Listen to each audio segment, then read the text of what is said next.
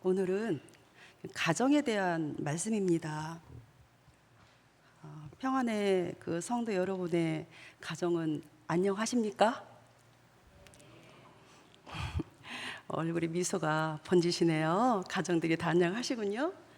자, 가정은 그 결혼을 통해서 선물로 받습니다. 그리고 그 가정을 통해서 그 생명이 잉태되는 그 가정은 신적인 기원을 갖고 있는 곳으로서 하나님의 섭리가 있고 하나님의 통치가 있는 곳입니다. 우리가 아무리 그 어려운 상황에 처한다 해도 그 버틸 수 있는 힘은 가족의 연대감이 있기 때문입니다. 그렇기 때문에 더욱 우리는 우리 가정이 행복해지기를 바라고 소망하죠. 그렇다면 이 가정을 누가 세우셨다고 말씀하고 계신가요? 1절 보시겠습니다.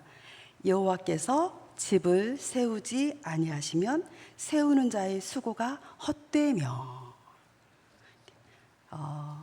여호와께서 집을 세우지 아니하시면 세우는 자의 수고가 헛되다. 하나님이 없는 가정은 헛되다라고 규정하고 계십니다. 우리는 가정을 잘 지켜나가야 합니다. 내 가정을 위해서 헌신하고 애를 써야 되고, 그리고 수고하면서 행복한 가정을 만들기 위해서 우리는 몸부림을 쳐야 합니다. 그러나 아무리 그렇게 몸부림 쳐도 하나님이 지키지 않으시면 그 수고가 헛되고, 파수꾼이 지켜도 헛되다고 오늘 말씀하고 계십니다. 여기에서 헛되다는 어떤 뜻을 가지고 있냐면 텅 빈, 손에 걸러지는 것이 없다는 뜻입니다. 즉 여호와의 통치를 인정하지 않는 가정, 하나님 없이 사는 가정은 집을 세우는 수고를 해도, 헌신을 해도, 애써도 다 헛되다라고 지금 말씀하고 계십니다. 그러므로 우리 가정은 하나님이 세우시고, 또 그 가정을 하나님께서 선물로 주셨고, 그 가정을 하나님이 돌보고 계신다는 것을 우리는 확신하고 믿어야 될 것입니다. 그렇다면 선물로 주신 이 가정을 위해서 내가 할 일은 무엇일까요? 2절에 보면 너희가 일찍이 일어나고 늦게 누우며, 그 말씀이 기록되어 있죠. 일찍 일어나고 늦게 눕는 수고를 해야 하는 것이 우리의 할 일입니다. 아침 일찍 일어나서 수고의 터전인 직장으로 가고 저녁 늦게서야 안식한다는 것을 말하고 있습니다. 조금이라도 더 많이 일하기 위해서 휴식도 줄이고 수면도 줄여가면서까지 애를 쓰는 것을 말하는 것입니다. 그러나 그렇게 애를 써도 하나님이 없는 가정과 그 인생은 아무리 애쓰고 아무리 수고하고 아무리 몸부림쳐도 헛되다라고 지금 말씀하고 계십니다. 2절에 또 보면 수고의 떡을 먹음이 헛되도다. 여기서 보면 수고의 떡을 먹음이, 이 뜻은 피곤에 지친 고통스러운 노동의 떡을 말하는 것입니다. 그러니까 인간적인 노력으로 얻어지는 떡, 그것을 얻기 위해서 지칠 정도로 수고를 하더라도 결국은 나의 가정에 유익을 주지 못하고, 결국 피곤에 지친 그 노력의 대가로 얻은 떡이 어느 날 낯선 자의 가정에 돌아가 있는 것을 보게 될 것을 말하고 있습니다. 그런 경험 해보셨나요? 저희 가정은 해봤습니다. 저희 부모님 세대에서는 정말 억울하고 정말 허탈한 일이었습니다. 우리 엄마 아버지가 너무 고생하셔서 자수성가하셨는데 어느 날 보니 다른 사람의 손에 가 있더군요. 그 재산들이. 그러니까 우리 자녀들은 너무 속상해했습니다. 이 말씀을 보면서 아, 그렇구나. 다시 한번 돌아보게 되는 그런 시간이었습니다. 우리는 가정을 위해서 최선을 다해야 합니다. 그러나 우리는 하나님이 돌봐주시지 않는다면 모든 수고는 헛될 뿐입니다. 하나님께서는 계속 이것을 말씀하고 계십니다. 우리 가정의 주인 되신 주님을 인정하고 모든 염려를 주께 맡기고 자신의 가정을 위해서 수고하는 사람들에게는 여호와께서 무엇이라고 말씀하시는가요? 또 2절에 보시면 그러므로 여호와께서 그의 사랑하시는 자에게는 보면 그러므로 하나님이 그런 사람을 사랑하신다고 말씀하시네요. 그렇죠? 하나님은 그렇게 애쓰는 사람을 사랑하시고 하나님이 주인 되심을 인정하는 사람을 사랑하신대요. 근데 그런 사람에게 하나님께서는 또 약속을 해주십니다. 무슨 약속을 해주셨죠? 보시겠습니다. 2절 잠을 주시는도다. 잠을 주시겠다고 약속하십니다. 잠은 우리가 편안할 때 언제든지 잘 수 있는 게 잠인가요? 아니라고 하신 분들 잠 못 이루는 밤을 이룬 적이 있으신 경험이 있으시죠? 우리나라 그 통계가 불면 쪽으로 시달리는 그 사람들이 80만이라고 합니다. 그러니까 엄청 많은 사람들이 지금 불면의 밤을 지나고 있습니다. 그래서 잠은 내가 자고 싶을 때 자는 것이 잠이 아닙니다. 그래서 보면 잠을 이제 두 가지로 생각해 볼 수가 있습니다. 첫 번째로는 구속사적으로 볼 수 있습니다. 구속사적인 측면에서 볼 때 잠은 쇠나로 죽음이라는 뜻을 갖고 있습니다. 잠은 죽음을 말하는 것으로서 성경에서는 모든 죽음을 잠들었다고 표현하는 말씀들이 우리 성도 여러분 많이 보셨죠? 이 말씀은 무슨 말씀이냐면 예수님을 이 땅에 보내주셔서 십자가에서 죽으시고 죽으신 지 3일 만에 부활하심으로 우리에게 영원한 생명을 얻게 하셨습니다. 볼 때 그러므로 그의 사랑하는 자에게는 예수님의 죽음을 통해서 구원의 길을 열어주셨다는 뜻입니다. 또 잠의 또 다른 의미, 두 번째, 잠은 안식을 의미하는 것입니다. 잠을 잔다는 것은 나의 모든 것을 멈추는 것입니다. 나의 의지를 멈추고 나를 하나님께 맡기는 시간입니다. 나의 힘으로는 아무것도 할 수 없는 수면 상태입니다. 나의 호흡, 나의 심장이 하나님의 손에 있고 또 하나님이 유지시켜 주셔야만 우리의 생명이 보장이 됩니다. 또한 하나님께서 잠을 주신다는 것은 하나님으로부터 진정한 평안이 주어져야 자는 것입니다. 평안해야 잠을 잡니다. 잠을 자는데 꿀잠을 잡니다.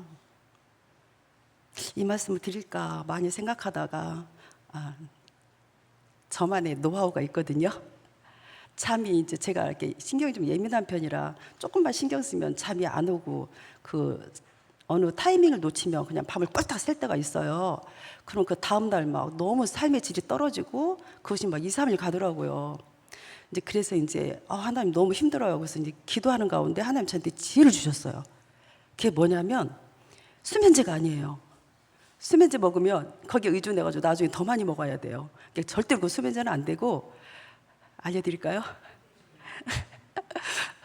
주기도문을 외우세요. 주기도문을 이제 한번 외우는 거예요. 한 번, 두 번 계속 반복해가지고. 근데 5번 하기 전에 잠들더라고요. 5번 하기 전에 잠들어요. 이렇게 보면 이렇게 5번도 안 했는데 잠이 들어버린 거예요. 저의 그 노하우인데 한번 활용해 보시기 바랍니다. 정말 그 자면서 또 그 주님이 가르쳐 주신 그 기도를 통해서 또 많은 또 그 마음의 울림이 또 있잖아요. 굉장히 은혜가 돼요. 그러니까 우리 성도님들 한번 그런 시간이 올 때 한번 해보시기 바랍니다. 하나님이 주신 아주 좋은 수면제입니다. 이렇게 우리는 이렇게 잠을, 그러니까 하나님이 주시는 잠 또한 하나님 손에 있음을 우리는 고백하게 됩니다. 이 잠 또한 하나님의 선물입니다. 3절에 보면 보라 자식들은 여호와의 기업이요.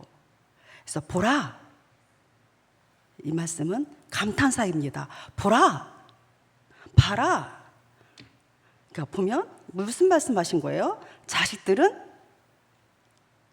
한번 읽어보세요. 자식들은 뭐라고요? 거기까지만. 여호와의 기업이요.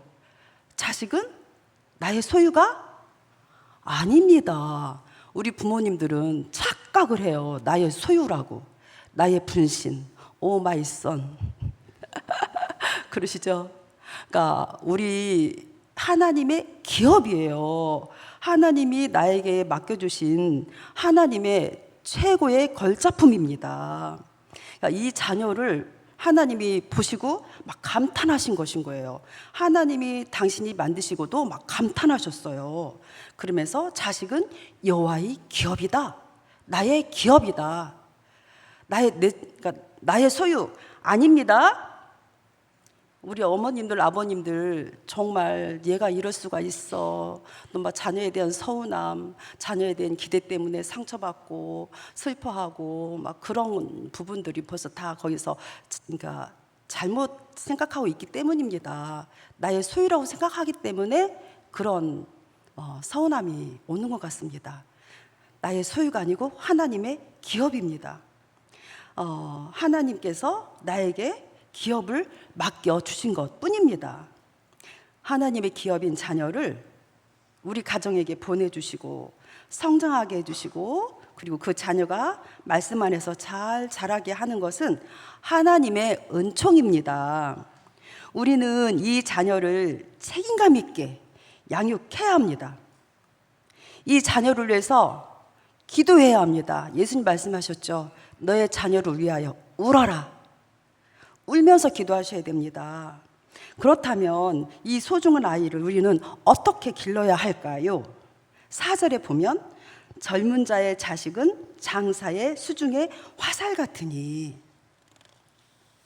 자녀는 뭐라고 그랬다고요? 자녀는 뭐래요? 자녀는 뭐라고 말씀하셨죠? 화살. 자녀는 장사가 당기고 있는 화살과 같다고 지금 말씀하십니다. 화살입니다. 자녀를 화살이라고 표현하고 있는데 그 화살을 세 가지로 한번 살펴보겠습니다.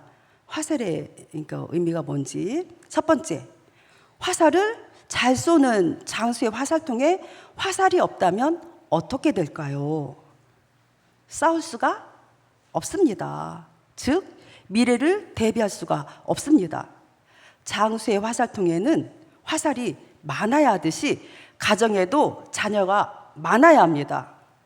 우리 평안의 식구들을 자녀들 많이 있는 가정 많죠. 근데 이 말씀을 또 제가 할까 많이 생각하다가 또 해야 되겠습니다. 뭐냐면 저희 세대에 그 산하 제한이 있었잖아요. 둘만 낳아 잘 기르자. 나중에는 하나 낳아 잘 기르는 아이 열아들 안 부럽다. 막 이런 표를 내걸고 계속 막 산하 제한을 했잖아요. 그로 인해서 지금 어떤 결과가 왔나요? 지금 학령 인구 감소, 이것이 또 지역의 소멸, 이것이 지금 국가적인 문제가 지금 되고 있잖아요. 이것이 결국 어떤 결과인가요? 하나님의 말씀에 역행한 결과입니다.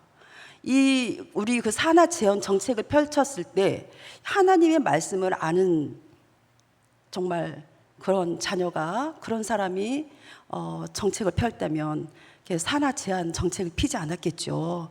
지금 이스라엘 사람들은 하나님 주신 대로 다 낳기 때문에 거기만 지금 인구가 불어나고 있대요. 지금 세계적으로 지금 인구 감소가 세계적인 문제잖아요. 그러니까 하나님이 주시는 대로 다 낳는 것이 축복이라는 것을 이스라엘 사람들은 알고 있는 거예요. 그러니까 두 번째, 이 화살은 언젠가는 떠나야 된다는 것입니다. 통 안에만 있으면 진정한 화살이 될 수가 없습니다. 꾸리고만 있으면 안 됩니다. 화살이 되려면 화살을 쏘았을 때만이 그것이 화살의 진정한 가치입니다. 쏘아 보내시기 바랍니다. 세 번째, 이 화살을 쏘았으면 우리는 그 화살을 따라가나요? 그 화살 따라가는 분 계신가요? 안 계시죠? 그 화살은 거기에 꽂혀서 자기 역할을 감당합니다. 이와 같이 우리 자녀들도 날아간 곳으로 날아가서 자기 인생을 살게 되는 것입니다. 그곳에서 하나님이 명령하신 생육하고 번성하며 땅에 충만한 것으로 하나님의 명령을 성취해 나가게 될 것입니다. 아멘. 이 말씀으로 비춰 볼 때 그러면 자녀가 화살이면 부모는 뭐가 되죠? 네, 아유 너무 똑똑하십니다. 부모는 활이 됩니다. 말씀에는 기록되어 있지 않지만 그렇죠? 자녀가 화살이면 부모는 활입니다. 저는 활을 쏘아보진 않았습니다. 활 쏘아보신 분 계신가요? 우리나라 양궁이 정말 실력들 있잖아요. 우리나라 옛 선조들부터 양궁을 많이 했잖아요. 화살을 저도 쏘아보진 않았는데 화살을 이렇게 당기는 것이 진짜 안 된대요. 정말 어렵대요. 이렇게 안 당겨진대요. 어떻게 하면 당겨지냐면 활을 당길 때 이렇게 몸을 막 비틀어야 된대요. 몸을 비틀어서 당겨야만 활이 당겨진다고 합니다. 무엇을 의미하는 것인지 아시겠죠? 제가 무슨 말씀 하려고 하는지. 그러니까 활을 그렇게 몸을 비틀어서 당겨서 활을 딱 과감하게 쏘아야 됩니다. 그 활을 쏘았으면 어떻게 미련 없이 놔줘야 됩니다. 그렇죠? 이렇듯 온몸이 비틀려야 우리는 자식을 키울 수 있고 가정을 꾸려갈 수 있다는 것입니다. 자식을 키우는 일이 쉬운 일이 아닙니다. 우리가 갖고 있는 힘을 다 써야 합니다. 그렇게 키워진 자녀가 떠나갈 때가 오면 그곳을 향하여 달려가도록 과감하게 보내줘야 합니다. 우리 부모는 자녀를 보낼 때 건강한 화살이 되어서 날아가도록 해야 하는데 그러면 어떻게 키워야 할까요? 어떻게? 우리 부모가 원하는 방향으로 가도록 하는 것이 아닙니다.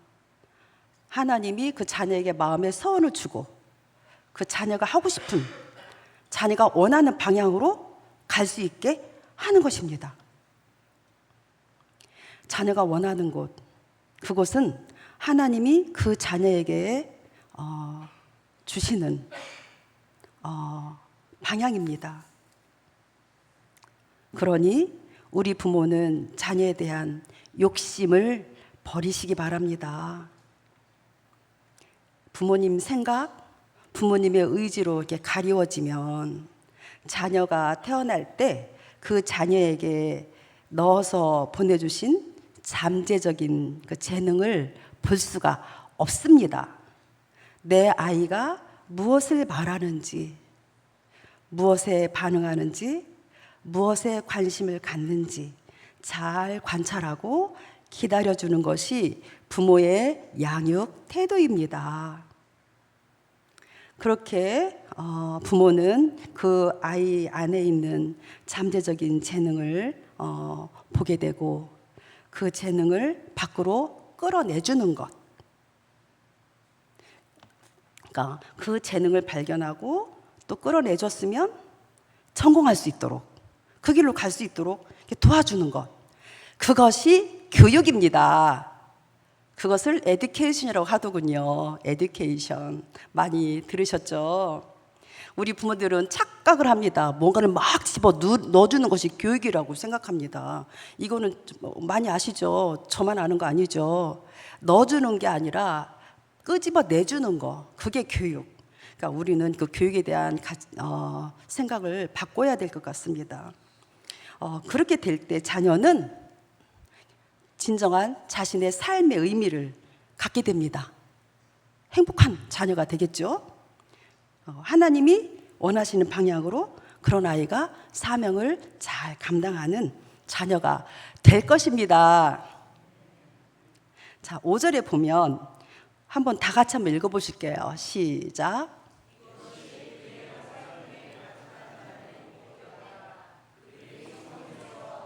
원수와 담판할 때 수치를 당하지 아니하리로다. 아멘. 이 말씀은 그 고대 그 중근동 문화에서는 많은 자녀를 갖는다는 것은 하나님의 상급이라고 생각했고 하나님의 축복이라고 간주되었습니다. 네, 이러한 그 자녀가 많은 가정은 그러니까 원수와 담판할 때에 수치를 당하지 않는다라는 말씀으로 이 말씀을 이제 지금 세대로 말씀 이해하면 우리가 사회생활할 때에 수치를 당하지 않는다라는 말씀입니다. 자녀는 최고의 선물입니다. 말씀을 정리하겠습니다. 우리 가정은 하나님께서 만들어 주셨고 하나님께서 우리에게 선물로 주셨습니다. 여호와께서 집을 세우지 아니하시면 헛됩니다. 여호와께서 성을 지켜주지 아니하시면 파수꾼이 깨어 있어도 그 성도 안전하지 않습니다. 하나님 없는 가정, 하나님 없는 인생은 헛되어서 손에 잡히는 것이 없습니다. 오직 예수 그리스도만이 우리의 소망이 되어야 합니다. 평안의 성도 여러분의 가정은 어떻습니까? 좋은 직장, 안정적인 직장, 부유한 생활이 목표가 되십니까? 맞습니까? 그러나 예수님 없는 그곳은 겉으로 보기에는 반듯해 보이고 화려해 보이지만 고무나무 속이 텅 비어 있듯이 어느 한순간에 무너질 수 있습니다. 예수 없는 인생도 마찬가지입니다. 예수 없는 가정은 소망이 없습니다. 예수 없는 인생은 소망이 없습니다. 특히 우리 자녀들 하나님이 감탄하시면서 하나님의 작품으로 만들어주신 그 자녀가 더 굳어지기 전에